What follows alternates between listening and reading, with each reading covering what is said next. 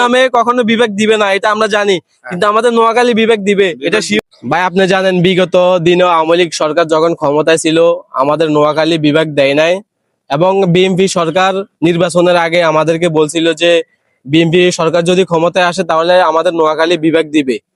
এই বিভাগের দাবিতে আপনি মন্তব্য করবেন আজকে। আসলে প্রথমত আপনাকে ধন্যবাদ জানাই। আপনি যেহেতু একজন আমাদের মাঝে খুব ভাইরাল একজন বক্তা। যাই হোক, বেশি কিছু বলবো না। বিভাগের বিষয় আসলে নোয়াখালীর মানুষের আসলে এটা একটা দীর্ঘদিন ধরে দাবি, এই যে বিভাগ বাস্তবায়নের। তো এটা কতটুকু বাস্তবায়ন হবে সেটা আমরা বোধগম্য নয়। তবে আমরা নোয়াখালীবাসীর পক্ষ থেকে আমরা আশা করব আমাদের যে বিভাগ বাস্তবায়নের যেটা বিভাগটা অতি শীঘ্র দিয়ে দেওয়া। এবং আওয়ামী লীগ বিএনপি বুঝি না, এটা হচ্ছে যে কি আমাদের দাবি। নোয়াখালীর যে 1 কোটি মানুষ তাদের সবাই দাবি যে এই বিভাগ বাস্তবায়নটা হোক। তো আমরাও আশা করবো যে বিভাগটা হোক, আমরাও চাই নোয়াখালী বিভাগ হোক। যেহেতু আমি একজন নোয়াখালীর কৃতি সন্তান, ঠিক আছে, অবশ্যই আমিও চাইবো নোয়াখালী বিভাগটা হোক।